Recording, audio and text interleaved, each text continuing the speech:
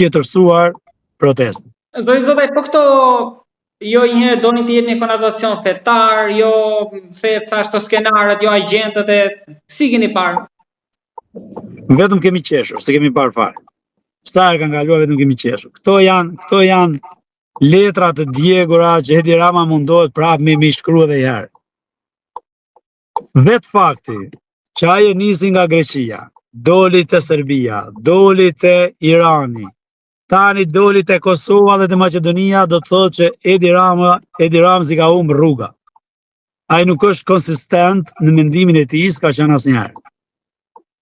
Pse nuk është, e din ai.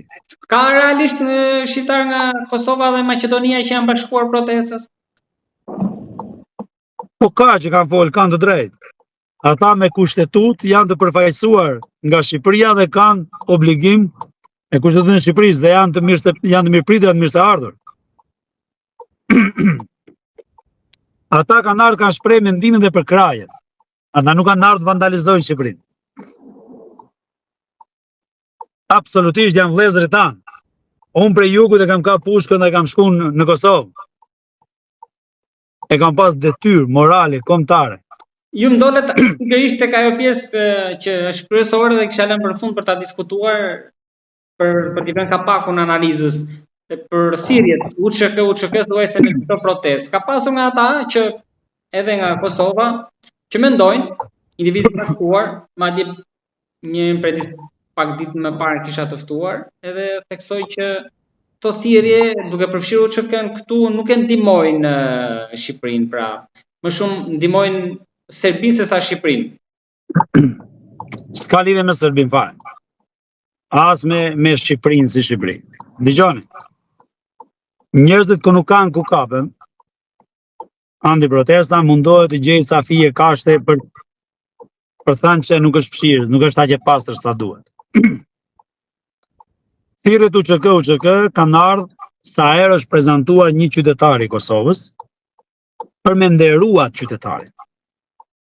Ushtria shqiptare e Kosovës është krenari, është dinjitet, është frymëzim. Dhe njerëzit ata e thojnë nga dashuria që kanë për të. Është revolucion i vërtet i armatosur, është një luftë frontale që u bë dhe prej asaj lufte erdhën aleatët tanë ndërkombëtar dhe u shliru një pjesë e kombit tonë, mendimin e tyre u shpall pavarësia asaj pjese, mendimin e tyre e Shteteve të Bashkuara të Amerikës në krye. Edhe gjykata ndërkombëtare e drejtësisë e bëri legjitime shpalljen e pavarësisë të Kosovës, masi tentuan edhe një herë serbët për pengesë. Pra, thirrjet UÇK janë për respektin e një individi që del në foltore, që merr mikrofon. Nuk kanë të bëjnë me të tjerat. Të tjerat janë thjesht një lloj fije që mundohet me nxjerr këta mjeshtra që ju ka humb fija. Besoj që ju ka humb fija. Por si do vazhdoj mëtej, sepse ju thatë ju ka humb fija.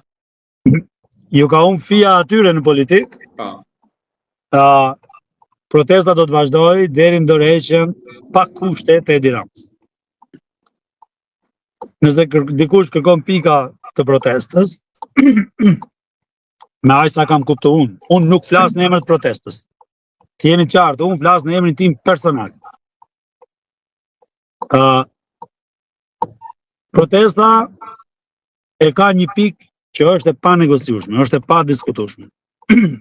Që Edi Rama do të bëjë dorëheqje pa kushte. Ata kanë insistuar non-stop që të takojnë dikan, kanë kërkuar more kush e udhëheq sa ai është mjeshtër, por kësaj radhe ne jemi bëu më mjeshtër se ai, sepse protesta është e popullit. Nëse do të dëgjoj, le ta hapi atë qepenin e kryeministrisë ose le ta hapi televizorin, nëse nuk është aty. Edhe populli ja bën të qarta. Pra parrulla Ramanburg, Berishamburg do thotë që populli nuk do më sistemin. Nuk e do as Ramën as Berishën. Edhe diçka ju lutem, nga diaspora, keni marrë mbështetje këto kohë? Kemi marrë mbështetje masive dhe presim një lum protestuesish Pra, presim një furtunë protestuesish që kanë filluar prej Anglisë edhe në gjitha shtetet e Evropës janë koordinuar që të vijnë bashkë të gjithë në Tiranë. Prandaj po them që protesta është akoma në ngjitje. Kuptohet përditshmëria, mund të ketë pak vallëzime, po asnjëherë shkëputje. Asnjëherë. Një mesazh të fundit për protestuesit? Protestues, jeni zemra e dheut. Jeni zemra e kombit shqiptar kudo që jeni. Jeni shembull. Jeni shqiptarët e vërtet. Jeni ata shqiptarët që i kanë munguar Shqipërisë për 36 vjet. Është momenti që ta bëjmë ndryshimin. Rizgjimi i shqiptarit nga gjumi letargjik 36 vjeçar nuk ka ardhur se ka qenë dëshire juaja dhe jona. Pra nuk ka qenë dëshire popullit me dalë në rrugë, ne kishim mujt me ndaj gjithkund.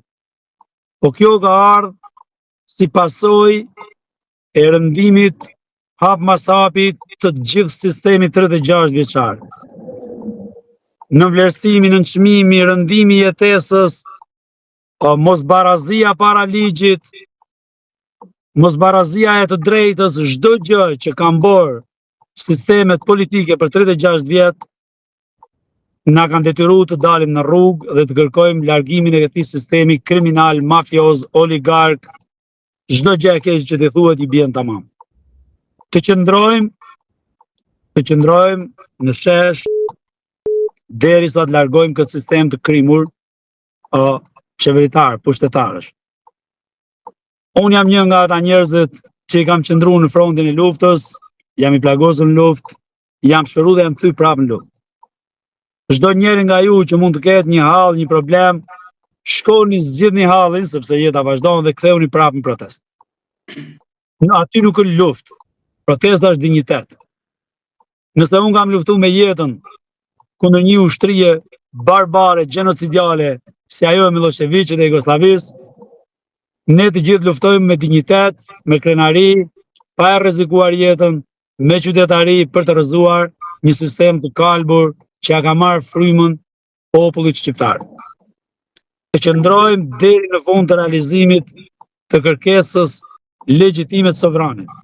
Të tregojmë politikanëve që s'na kanë bërë sap se sovrani është ai që vendos. Nuk vendos Edi Rama metallit e tij.